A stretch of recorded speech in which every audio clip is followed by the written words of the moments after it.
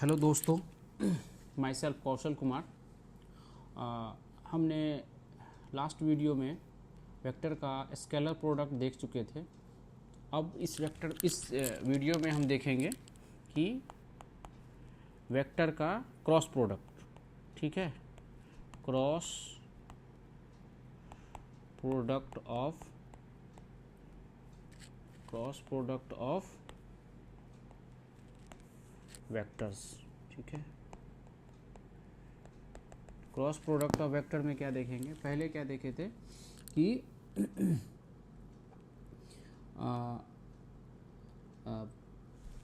पहले देखे थे कि एक दो वेक्टर को अगर स्केलर प्रोडक्ट लेते हैं या फिर डॉट प्रोडक्ट लेते हैं तो वहाँ मिलता था हमें स्केलर क्वांटिटी। बट यहाँ पे क्या है, यहाँ पे एक वेक्टर क्वांटिटी मिलेगा। इसको पहले डिफाइन कर लेते हैं, इसको पहले डिनोट कर लेते हैं। तो क्रॉस प्रोडक्ट इट इज़, एक second, it is denoted by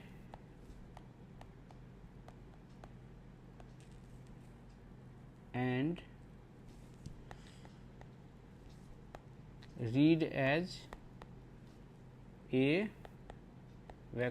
cross B। ठीक है, तो डिनोट कैसे कर लेंगे, अगर ए वेक्टर और बी वेक्टर का क्रॉस लेना है, क्रॉस वेक्टर प्रोडक्ट लेना है, तो ए क्रॉस बी वेक्टर बोलेंगे और इसको बोलेंगे, ऐसे रीड करेंगे। और डिफाइन कैसे करेंगे, तो डेफिनीशन क्या होगा, डेफिनीशन होगा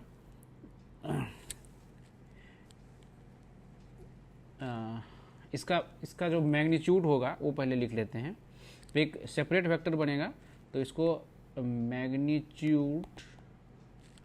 magnitude is equal to the product of magnitude of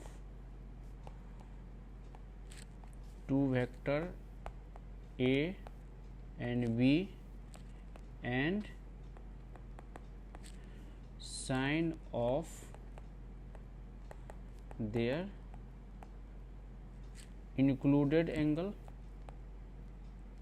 that is theta मान के चलते हैं। तो अगर इस तरह से लेंगे, अगर एक वेक्टर A है, दूसरा वेक्टर अगर B है, ठीक है, इस दोनों के बीच हमको एंगल पता करना है। सबसे पहले दो वेक्टर दे दिया, अब दोनों वेक्टर का हमको बोला गया कि A क्रॉस B पता करने के लिए। ठीक है, तो A क्रॉस B पता करने के लिए हम क्या करेंगे, A क्रॉस B को पता करने के लिए इसको बीच का एंगल पता करेंगे। तो इसको एंगल पता करने के लिए क्या बोलते थे, या तो दोनों के हेड को लाओ या दोनों के टेल को एक साथ कॉन्साइड कराएंगे। तो दोनों के टेल को एक साइड कॉन्साइड कराने के लिए क्या करेंगे, इसको हमको शिफ्ट करना पड़ेगा। ठीक है, शिफ्ट कर दिए, ठीक है, शिफ्ट कर दिए। अब यहाँ पे सपोज मान लेते हैं एंगल थीटा है, ठीक है, और ये एंगल बी है। तो अब क्या होगा, इस दोनों के बीच जब हम क्रॉस प्रोडक्ट लिखेंगे तो इस तरह से लिखेंगे, a cross b equal to a b sine theta. और ये जो आपको दिख रहा है, ये जो लिखा हूँ, ये है unit vector perpendicular to the plane of vector A and vector B. मतलब ये परपेंडिकुलर वेक्टर होगा जो कि ए और बी जिस प्लेन में होगा उस दोनों प्लेन से परपेंडिकुलर होगा। सपोज अगर ये एक्स एक्सिस में है, एक्स वाई प्लेन में हमारा ये दोनों वेक्टर है, A B vector x y plane में है, तो इसका जब क्रॉस प्रोडक्ट लेंगे, तो उसका क्रॉस प्रोडक्ट लेंगे तो उसका जो डायरेक्शन आएगा वो जेड एक्सिस में जाएगा, जेड प्लेन में जाएगा। तो जेड एक्सिस में दो हो सकता है, नेगेटिव हो सकता है और पॉजिटिव भी हो सकता है। तब ये पॉजिटिव और नेगेटिव कैसे पता करेंगे, तो इसके लिए क्या है, इसके लिए हम एक टेक्निक है, उसको बोलते हैं राइट हैंड थंब रूल। ठीक है, उसको तो लिखेंगे right hand rule.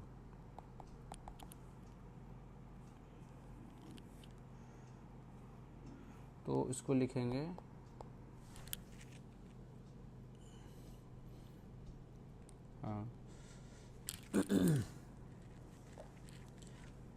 curl the finger of your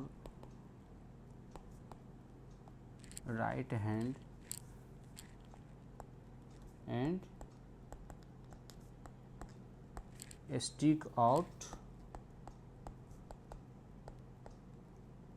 your thumb। ठीक है, तो राइट हैंड का यूज करेंगे। फिंगर मतलब अदर देन थंब, अदर जो 4 फिंगर है उसको हम कर्ल करेंगे और थंब को कांस्टेंट रखेंगे। इसमें और क्या है, the sense of rotation of the finger should be from the first vector to the second vector through the smaller angle between them.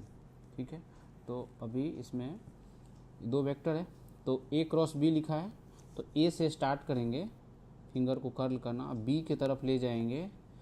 तो बी की तरफ जाने का 2 रास्ता है, एक ये बड़ा बिगर रास्ता ये है और स्मॉलर रास्ता ये है। तो हम किससे जाएंगे, स्मॉलर रास्ते से जाएंगे और थंब को स्टिक करके कांस्टेंट रखेंगे। थंब जिस डायरेक्शन को शो करेगा वो हो जाएगा हमारा इस क्रॉस प्रोडक्ट का यूनिट वेक्टर का डायरेक्शन।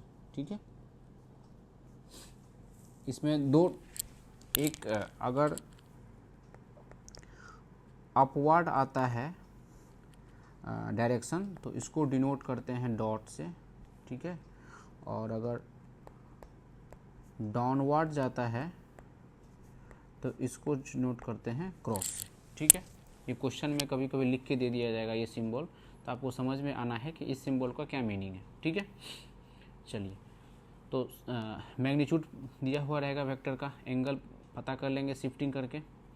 मेन इसमें प्रॉब्लम क्या होता है, जनरली फिंगर का यूज़ करके आपको राइट हैंड थंब रंग का यूज़ करके आपको पता करना है कि वेक्टर का जो डायरेक्शन होगा, न्यू वेक्टर बनेगा। सपोज ए क्रॉस बी जब निकालेंगे तो ये सी वेक्टर बनेगा। अब इस सी वेक्टर का क्या होगा, मैग्नीट्यूड कितना होगा, मैग्नीट्यूड हो जाएगा इतना, ये हो जाएगा मैग्नीट्यूड, और ये जो डायरेक्शन है ये हो जाएगा इसका डायरेक्शन। तो ये एक कंप्लीट वेक्टर फॉर्म होगा। ठीक है, अब चूँकि जब राइट हैंड को इधर अगर फिक्स कर देंगे, थंब को ये फिंगर को अगर इधर फिक्स कर देंगे तो फिंगर को इधर ही क्रॉस कर सकते हैं, इधर मूव होगा फिंगर, इधर तो होगा नहीं। ठीक है, और तो इससे क्या होगा, अगर इस तरह से इस तरफ नहीं जा सकता है, इस तरफ ही जाएगा, तो इसका मतलब क्या हुआ कि आपको ध्यान रखना है कि कौन सा वेक्टर को पहले किस वेक्टर पे हमें फिंगर को फिक्स करना है। तो पहले जो लिखा रहेगा उस पे फिंगर को फिक्स करेंगे और सेकंड पे मूव करेंगे बी वाले वेक्टर पे। यहाँ पे लिखा हुआ है the sense of the rotation of the finger should be from the first vector A to the second vector B through the smaller angle. तो पहला हिट करेंगे किस पे, कि जो लिखा हुआ है इसमें पहला टर्म क्या है, तो इस वेक्टर पर पहले फिंगर को अलाइन करेंगे और उसको कर्ल करेंगे इस पे पहुंचने के लिए थ्रू स्मॉलर एंगल। ठीक है, एक चीज़ और इसमें नोट करके लिख देंगे कि because of the right hand rule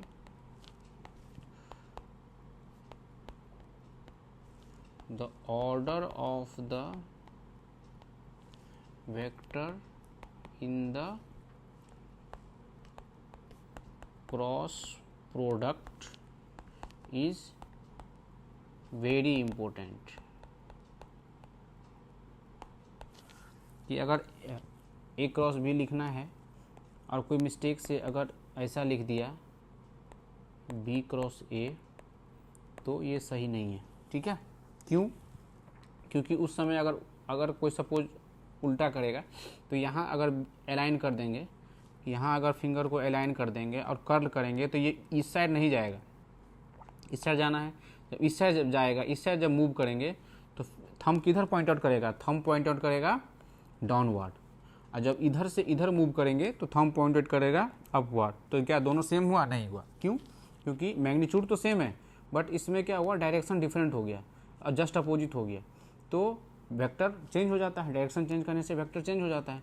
तो इसीलिए बोला गया है कि because of the right hand rule, ये राइट हैंड रूल जब यूज़ करते हैं इसकी वजह से क्या, the order of the vector in the cross product is very important, ठीक है।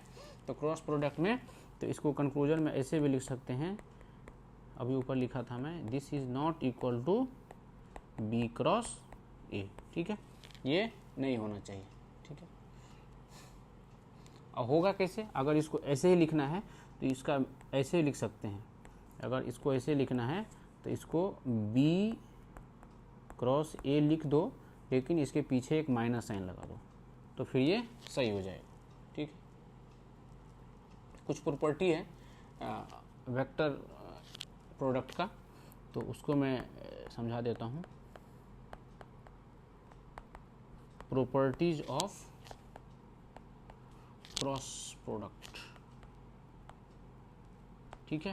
तो पहला क्या है, अभी जो लिख दिया मैं पहला, फिर भी एक बार फिर से लिख देते हैं। अगर ए क्रॉस बी है तो ये not equal to B cross A, ठीक है। ये पहला हो जाएगा। दैट इसको दूसरे तरीके से भी लिख सकते हैं कि a cross b equal to minus of b cross a. अगर आपको इसका सीक्वेंस चेंज करना है तो यहाँ पे एक माइनस लगाना पड़ेगा, ठीक है। ये डिस्ट्रीब्यूटिव लॉ को फॉलो करता है। तो डिस्ट्रीब्यूटिव लॉ कैसे फॉलो करता है? अगर ए वेक्टर है कोई और इस तरह से बी वेक्टर ऐसे करके लिखा हुआ है तो इसको डिस्ट्रीब्यूट हो जाएगा, तो ए क्रॉस बी हो जाएगा प्लस ए क्रॉस, बट यहाँ पे इसका सीक्वेंस याद रखना है, ये सीक्वेंस चेंज नहीं होना है। अगर पहले ए लिखा हुआ है बाद में बी है तो ऐसे लिखेगा, बी बाद में सी है तो ऐसे लिखेगा। और इसमें अगर कोई भी एक रियल नंबर से अगर मल्टीप्लाई करते हैं तो रियल नंबर सपोज p है कोई, तो p से अगर मल्टीप्लाई करना है तो p अगर ऐसा है तो इसको ऐसे लिख सकते हैं, या फिर इसको ऐसे भी लिख सकते हैं, इसमें कोई प्रॉब्लम नहीं है, ठीक है। बट ये नेक्स्ट क्या है, एक एसोसिएटिव लॉ होता है, एसोसिएटिव लॉ, इसको बहुत ध्यान से देखिए। इसमें क्या है, अगर ऐसा है, ठीक है, तो ये बिल्कुल नहीं होगा,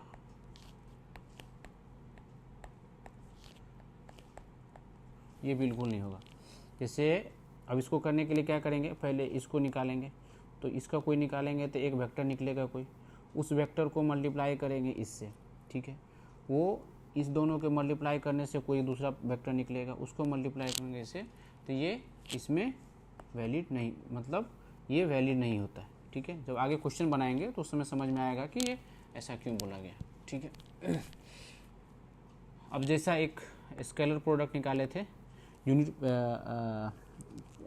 एक ये 3D प्लेन में, कि यूनिट वेक्टर ले लेते हैं हर एक्सिस में, और इसको अगर i है, ये अगर j है, ये हमारा अगर k है, ठीक है, तो इसमें i और j को जब मल्टीप्लाई करेंगे तो क्या मिलेगा, i और j के बीच में कितना एंगल है, 90 डिग्री है। तो i का वैल्यू और i का मैग्नीट्यूड कितना है, यूनिट वेक्टर है, तो i का मैग्नीट्यूड 1, j का मैग्नीट्यूड 1 और साइन का वैल्यू 90 डिग्री, तो यहाँ से क्या मिलेगा, 1 मिलेगा। लेकिन इसका डायरेक्शन कैसे पता करेंगे? तो इसका डायरेक्शन पता करने के लिए क्या है, एक सर्कुलर, एक आपको बता रहा हूँ मैं, एक सर्कल के हेल्प से इसको बनाते हैं। मैं बता रहा हूँ कैसे करते हैं। ऐसे है, एक सर्कल बना लेंगे, ठीक है। यहाँ पे लिख देंगे आई, यहाँ लिख देंगे जे, यहाँ लिख देंगे के, ठीक है। जब आई क्रॉस जे निकालना है आपको, जब आई क्रॉस जे निकालना है तो आई क्रॉस जे निकालना, सॉरी मिस्टेक उल्टा लिख दिया मैं,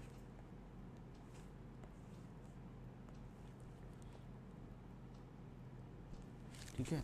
जब आई क्रॉस जे लिखना है तो आई क्रॉस जे लिखने के बाद नेक्स्ट किस पे जाएंगे, के पे जाएंगे, तो इसका जो डायरेक्शन होगा ये के हो जाएगा। उसी तरीके से जब आई जे हो गया, आई क्रॉस के लिखेंगे, आई क्रॉस के लिखेंगे, आई क्रॉस के इधर से जाएंगे, तो आई क्रॉस के जब इधर से जाएंगे तो नेक्स्ट क्या मिलेगा अपने को, नेक्स्ट मिलेगा हमको जे मिलेगा, तो जे मिल गया, ठीक है। लेकिन इसमें ध्यान क्या देंगे, इधर से जब आ रहे थे, जब इधर से आ रहे थे हाँ, जब इधर से आ रहे थे तो क्या हुआ था कि क्लॉकवाइज आ रहे थे, और इधर से जब आ रहे हैं तो एंटी क्लॉकवाइज आ रहे हैं। तो उस समय क्या ध्यान देंगे कि एंटी क्लॉकवाइज में क्या होगा और क्लॉकवाइज में क्या होगा, ये सबसे इम्पोर्टेंट चीज़ है इसको देखने का। तो इसको मैं आपको बता रहा हूँ कि इसको कैसे करेंगे। जब क्लॉकवाइज जाएंगे, जब कभी भी क्लॉकवाइज जाएंगे तो हमें पॉजिटिव मिलेगा, ठीक है। जब क्लॉकवाइज जाएंगे तो पॉजिटिव मिलेगा, और एंटी क्लॉकवाइज जाएंगे तो नेगेटिव मिलेगा, ठीक है। तो इसको लिखेंगे, इसको लिखेंगे कि आई जे को लिख दिए, ठीक है। आई के को लिखेंगे तो माइनस जे लिखेंगे, और आई का हो गया जे क्रॉस के लिखेंगे, जे और के लिखेंगे, जे क्रॉस के लिखेंगे, जे क्रॉस के लिखेंगे तो ये आई पे जाएगा, और ये पॉजिटिव जा रहा है तो पॉजिटिव जाएगा। और जे क्रॉस आई लिखेंगे तो क्या होगा, जे क्रॉस आई, जे क्रॉस आई, जे क्रॉस आई क्या है, एंटी क्लॉकवाइज जा रहा है तो ये माइनस के लिखेंगे। तो जे क्रॉस आई लिखेंगे तो माइनस के लिखेंगे, ठीक है। अब क्या बच गया, और कोई पॉसिबल चीज़ बचा क्या, 1 2 3 4 लिख दी, ठीक है। और भी होगा 1 2, तो आप कुछ भी दे दे कोई, सपोज के क्रॉस जे निकालने दे दिया, तो के क्रॉस जे निकालने क्या है, तो ऐसे सर्कल बनाएंगे, यहाँ आई लिखेंगे, यहाँ जे लिखेंगे, यहाँ के लिखेंगे, के क्रॉस जे लाना है तो के से स्टार्ट करेंगे और जे पे जाना है, किसी को स्किप नहीं करना है। ऐसा नहीं कि यहाँ से जाकर ऐसे चले गए, तो ये रॉन्ग मेथड है। आपको यहाँ से ऐसे जाना है, इसको टच करना है, किसी को स्किप नहीं करना है। तो यहाँ से क्या मिला आपको, जे से के से जे पे गए, के से जे पे गए, और के से जे के आने के बाद नेक्स्ट क्या है, आई आएगा, तो यहाँ पे आई लिख देंगे। अब पता करेंगे क्लॉकवाइज गए थे कि एंटी क्लॉकवाइज थे। यहाँ से कैसे गए थे, यहाँ से गए थे एंटी क्लॉकवाइज, तो एंटी क्लॉकवाइज गए थे तो माइनस लिखेंगे, ठीक है। के क्रॉस जे माइनस लिख देंगे, ठीक है। चलिए, तो इस तरह से हो गया। अब क्या है, अब ये तो होगी। अब एक था आई क्रॉस आई लिखेंगे, आई क्रॉस आई 1 इंटू साइन, दोनों आया है 0 है, साइन एंगल 0, तो ये 0 हो जाएगा।